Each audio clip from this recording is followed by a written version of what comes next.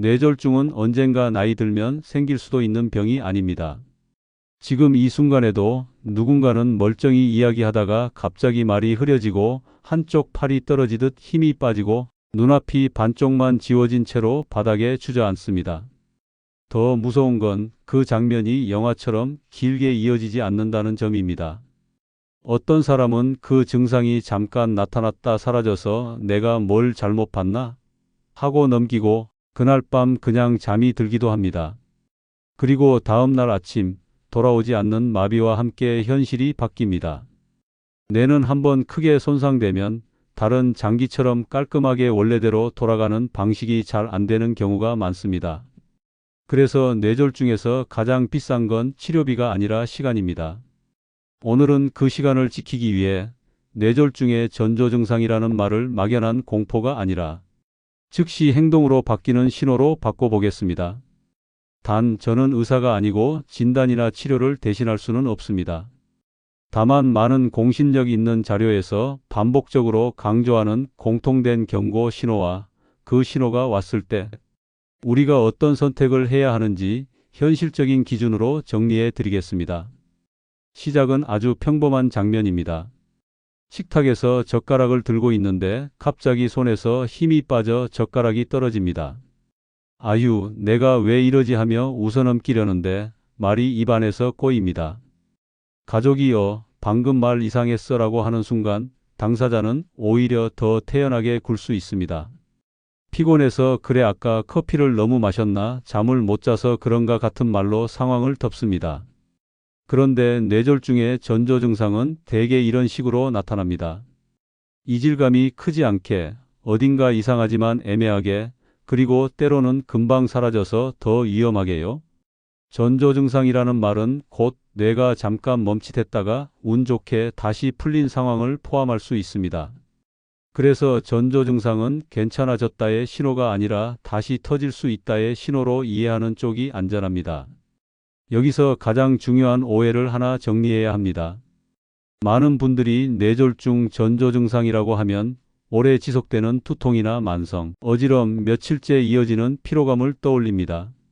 하지만 뇌졸중의 핵심은 급작스러움입니다. 갑자기 한쪽으로 기능이 뚝 끊기는 느낌으로 오는 경우가 많습니다. 물론 세상에 예외가 없는 건 아니지만 오랫동안 계속되던 만성 증상을 뇌졸중 전조로 단정해 공포에 빠지는 건 도움이 되지 않을 때가 많습니다.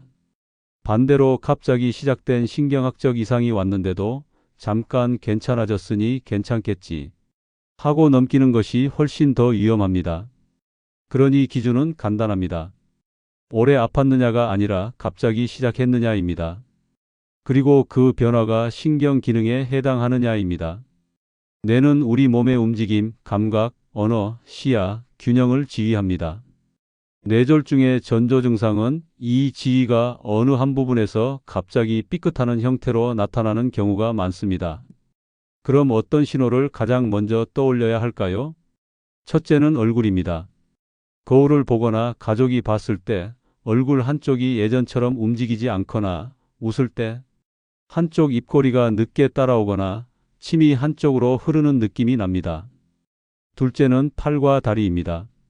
한쪽 팔에 힘이 갑자기 빠져 물건을 놓치거나 한쪽 다리가 갑자기 무거워져 발이 끌리거나 계단에서 중심을 잃습니다. 셋째는 말입니다.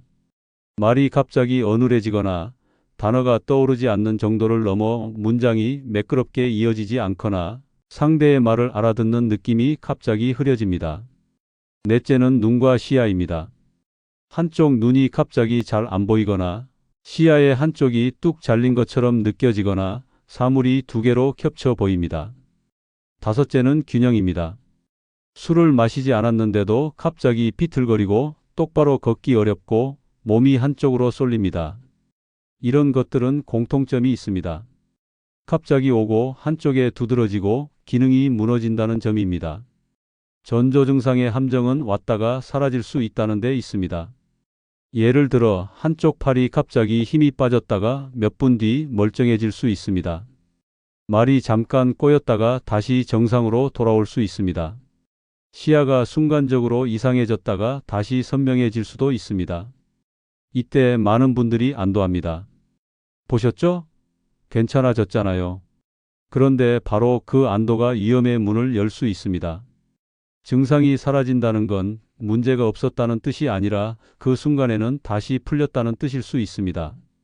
다시 말해, 다음에는 더 크게, 더 오래, 더 깊게 올 수 있다는 의미가 됩니다.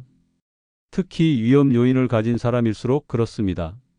고혈압, 당뇨, 흡연, 고지혈증, 심장 리듬 이상 같은 문제들은 혈관과 혈액 흐름에 부담을 주고 그 부담이 쌓이면 어느 순간 뇌로 가는 길이 막히거나 터지는 사건으로 이어질 수 있습니다. 뇌졸중은 하늘에서 떨어지는 벼락이 아니라 오랫동안 쌓인 단계가 어느 날 사건으로 드러나는 형태가 많습니다. 여기서 많은 분들이 그럼 나는 어떤 사람일 때 더 조심해야 하냐를 묻습니다. 사실 이 질문이 핵심입니다.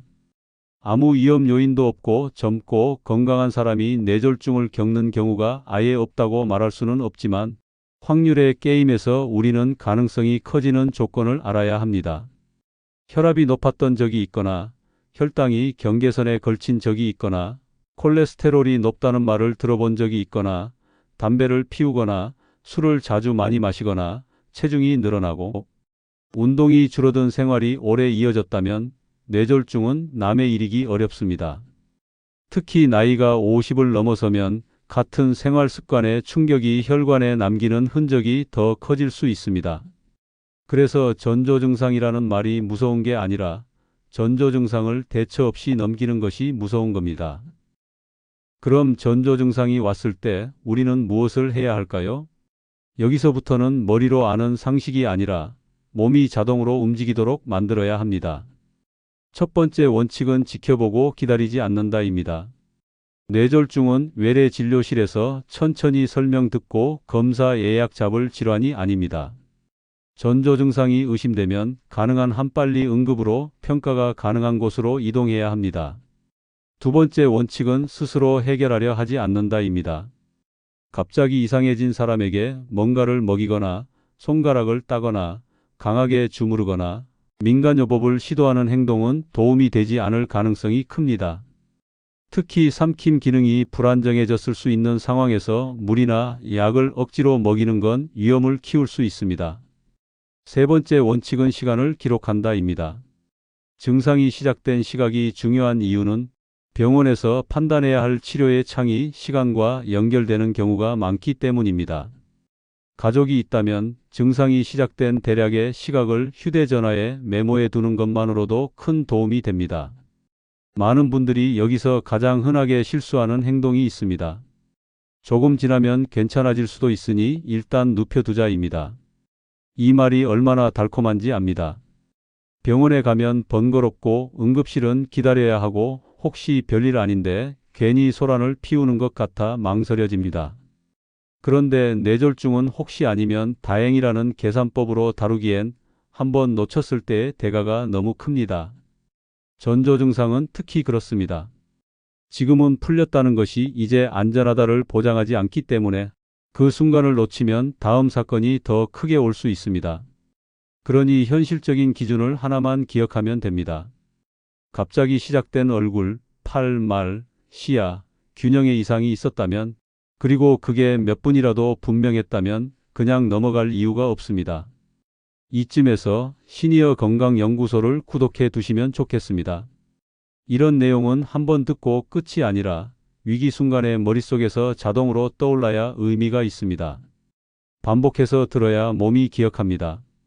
지금 구독해 두시면 다음 영상에서도 뇌혈관과 심혈관 위험 신호를 더 쉽게 정리해서 계속 이어가겠습니다. 그리고 전조 증상을 더 정확히 이해하기 위해 뇌졸중 증상과 전조 증상은 다르다는 오해도 정리해야 합니다. 사실 전조 증상은 뇌졸중 증상과 모습이 비슷할 수 있습니다. 차이는 지속과 회복에서 나타날 수 있지만 처음 보는 순간에는 구분이 어렵습니다. 그래서 일반인이 할 수 있는 최선은 증상이 왔는지를 알아채는 것입니다. 만성 두통이나 오래된 어지럼이 아니라 갑자기 나타난 신경학적 기능에 이상이 있었는지, 그게 전조 증상이든 실제 뇌졸중이든 행동은 하나로 수렴해야 합니다. 빠르게 평가받는 것, 그리고 그 사이에 해야 할 일은 가만히 기다리며 시간만 흘려보내지 않는 것입니다. 또 하나, 많은 분들이 머리가 아프면 뇌졸중 전조냐를 걱정합니다. 대부분의 두통은 뇌 자체가 아프다기보다 주변 구조나 혈관의 반응, 근육 긴장, 생활 리듬의 흔들림과 연관되는 경우가 많다고 알려져 있습니다. 그래서 늘 있던 패턴의 두통만으로 전조 증상을 단정해 공포에 빠지는 건 바람직하지 않을 수 있습니다. 하지만 예외가 있을 수 있는 지점도 있습니다. 평생 느껴본 적 없는 정도로 갑자기 몰아치는 극심한 두통이 생기고 그 순간 구토, 의식의 변화, 목이 뻣뻣해지는 느낌, 신경학적 이상이 동반된다면 그건 평소 두통과 같은 선상에서 처리할 일이 아닐 수 있습니다. 중요한 건 이 판단을 집에서 혼자 끝내려 하지 않는 것입니다. 내가 겪어본 두통과 결이 다른가, 그리고 갑자기 시작했는가, 그리고 다른 신경 증상이 함께 왔는가. 이 세 가지가 겹치면 신속하게 평가받는 쪽이 안전합니다. 전조 증상에 대한 또 다른 착각은 귀에서 소리가 들리면 뇌졸중 같은 식의 단정입니다. 실제로 어떤 증상은 흔하고 대개 다른 원인으로 설명되는 경우가 많을 수 있습니다. 그러나 갑자기 시작된 신경학적 기능 이상이 동반되면 이야기가 달라집니다. 그래서 단일 증상을 가지고 공포를 키우기보다는 뇌졸중이 주로 건드리는 기능축을 기준으로 정리하는 게 좋습니다. 얼굴, 팔, 말, 시야, 균형. 이 5축이 갑자기 흔들리면 그 자체로 행동해야 할 이유가 생깁니다. 이제 전조 증상을 안 생기게 하는 생활의 방향도 짚어보겠습니다. 여기서 중요한 태도는 오늘부터 완벽하게가 아니라 내 위험 단계를 낮추는 쪽으로입니다. 뇌졸중은 혈관의 문제와 깊게 연결되기 때문에 혈관을 괴롭히는 요인을 줄이는 것이 결국 위험을 낮추는 방향으로 이어집니다. 혈압을 관리하는 것, 혈당을 관리하는 것, 콜레스테롤을 관리하는 것, 담배를 끊는 것, 술을 줄이는 것, 체중을 지나치게 늘리지 않는 것, 그리고 꾸준히 움직이는 것.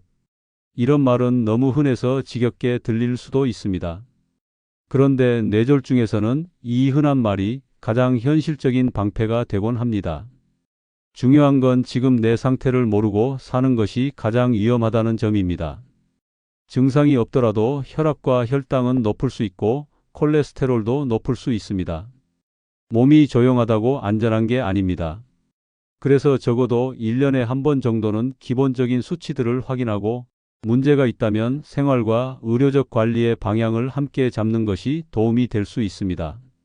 생활 습관을 말할 때 많은 분들이 격하게 운동해야 하냐를 걱정합니다. 하지만 뇌혈관을 위해 중요한 건 하루 이틀의 과격함보다 오래가는 꾸준함에 가깝습니다. 특히 평소 운동이 거의 없던 분이 갑자기 무리한 운동을 시작하는 것은 몸의 적응이 따라오지 못해 오히려 위험해질 수 있다는 걱정이 제기되기도 합니다. 그래서 오늘만 열심히가 아니라 내일도 할 수 있는 강도를 찾는 것이 더 현실적입니다. 걸을 수 있으면 걷고 힘들면 나눠서 하고 숨이 턱 막히는 경쟁이 아니라 일상에 붙어 있는 습관으로 만드는 쪽이 오래 갑니다. 동시에 술과 수면을 같이 봐야 합니다. 수면이 무너지고 술이 늘면 다음 날의 혈압과 컨디션이 흔들리고 그 흔들림이 반복되면 혈관이 받는 스트레스가 커질 수 있습니다. 잠을 못 자서 술 한 잔 같은 습관은 순간적으로는 긴장을 낮추는 듯 느껴질 수 있지만 장기적으로는 수면의 질을 흐리고 몸의 회복 리듬을 깨뜨릴 수 있습니다. 뇌혈관을 지키는 데서 수면은 사치가 아니라 수리 시간에 가깝습니다. 마지막으로 전조 증상을 의심하는 순간 가족이 할 수 있는 현실 행동도 정리해 드리겠습니다. 첫째, 시간을 확인하고 기록합니다. 둘째, 무리하게 먹이거나 마시게 하지 않습니다. 셋째, 혼자 운전해 이동하려 하지 말고 응급 도움을 요청하는 쪽을 우선합니다. 넷째, 증상이 좋아졌다고 해서 안심하며 잠들지 않습니다. 다섯째, 평소 복용약이나 지병 정보를 정리해 두면 위기 순간에 설명이 빨라집니다. 이건 거창한 준비가 아니라 냉장고 옆에 종이 한 장 붙여두는 수준으로도 충분합니다. 이런 준비는 나는 아직 괜찮다는 마음을 부수기 위해서가 아니라 혹시 생기면 늦지 않게 움직이기 위해서입니다. 이제 정리하겠습니다. 뇌졸중 전조 증상은 대개 갑자기 한쪽으로 기능이 무너지는 형태로 나타날 수 있습니다. 얼굴, 팔과 다리, 말, 시야, 균형. 이 다섯 축이 갑자기 흔들리면 증상이 잠깐 사라지더라도 넘길 이유가 되지 않을 수 있습니다. 전조 증상은 공포를 키우라고 존재하는 말이 아니라 시간을 지키라고 존재하는 말입니다. 그리고 그 시간을 지키는 방식은 복잡하지 않습니다. 기다리지 않기, 혼자 해결하려 하지 않기, 시간 기록하기, 무리한 민간요법 피하기, 빠르게 평가받기. 여기에 더해 평소 위험 요인을 줄이는 생활에 방향을 붙이면 뇌졸중은 막연한 운명이 아니라 낮출 수 있는 위험으로 바뀝니다. 도움이 되셨다면 시니어 건강연구소 구독과 좋아요로 함께해 주세요. 댓글로 가장 헷갈리는 전조 증상이 무엇인지, 그리고 가족에게 어떤 상황이 가장 무서웠는지 남겨주시면 다음 영상에서 그 사례를 바탕으로 더 현실적인 대처 루틴을 만들어 드리겠습니다. 뇌졸중은 겁을 주기 위해 말하는 주제가 아니라 늦지 않기 위해 미리 알아두는 주제입니다. 오늘부터는 무서운 단어를 즉시 행동하는 기준으로 바꿔두시기 바랍니다.